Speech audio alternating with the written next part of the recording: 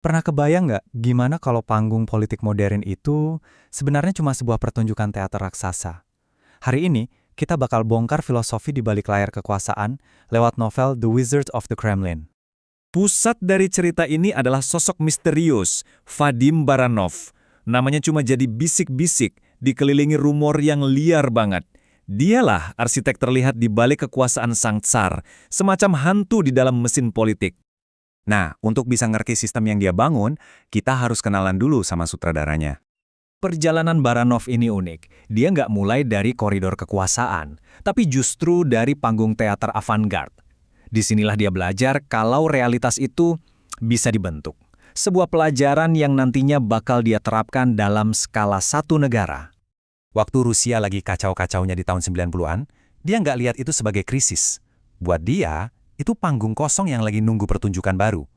Politik dan seni, menurutnya, tujuannya sama, membentuk kenyataan. Resepnya buat kekuasaan itu terinspirasi dari bintang film Greta Garbo. Katanya gini, seorang idola yang menarik diri dari pandangan publik akan mendapatkan kekuatan. Misteri menciptakan energi. Ini cetak biru untuk pemimpin model baru. Dengan prinsip ini, dia seolah mengaudisi seorang birokrat yang hampir gak ada yang kenal, Vladimir Putin, buat jadi peran utama. Baranov tahu betul, kekuatan Putin justru akan lahir dari apa yang tidak ia tunjukkan ke publik. Oke, aktor utamanya udah dapat. Langkah selanjutnya, tulis ulang seluruh naskah realitas politik negara.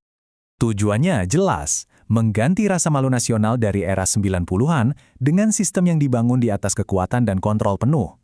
Era di mana Presiden Rusia jadi bahan tertawaan di panggung dunia harus berakhir selamanya. Nah, dengan kata-kata kasar ini, setelah pengeboman apartemen tahun 1999, Putin bertransformasi. Dari birokrat abu-abu jadi malaikat maut, pelindung sangar yang ditunggu-tunggu bangsa. Ini titik balik pertunjukannya. Filosofi Baranov itu sebenarnya brutal, tapi simpel. Politik cuma punya satu tujuan, yaitu mengelola rasa takut. Kalau negara bisa menjanjikan perlindungan dari teror, keberadaannya nggak akan bisa dipertanyakan lagi.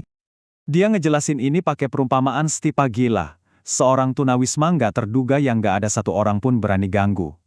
Logikanya begini, buat bangsa yang dianggap lemah, satu-satunya jalan biar dihormati adalah dengan jadi berbahaya dan nggak bisa ditebak. Setelah kekuasaan di dalam negeri kuat, babak selanjutnya dimulai. Memproyeksikan kekuatan itu ke panggung dunia. Bukan pakai tank, tapi pakai informasi. Jadi gimana caranya menang perang informasi kalau kekuatan kita kalah jauh? Menurut metode Baranov, jawabannya bukan dengan nawarin kebenaran versi kita. Itu cara lama. Jawabannya adalah dengan merangkul kekacauan.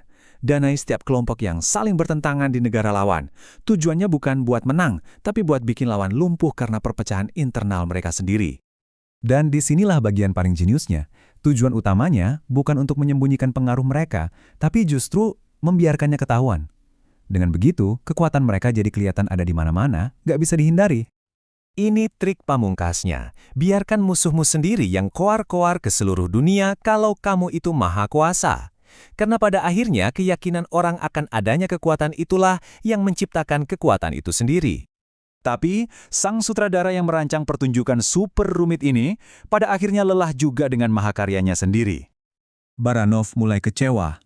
Kejatuhannya dari lingkaran dalam kekuasaan terjadi cepat banget, dan ironisnya, dia berakhir kena sanksi yang memutusnya dari dunia barat yang diam-diam selalu dia kagumi.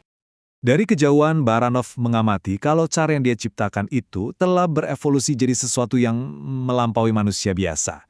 Sebuah kekuatan solitar yang justru makin kuat karena isolasinya.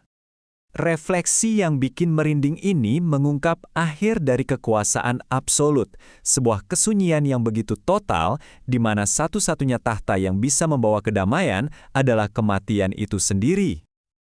Pada akhirnya, setelah semua permainan kekuasaan global itu, sang penyihir menemukan semacam penebusan, bukan di panggung dunia, tapi dalam sebuah tindakan paling manusiawi, menjadi seorang ayah.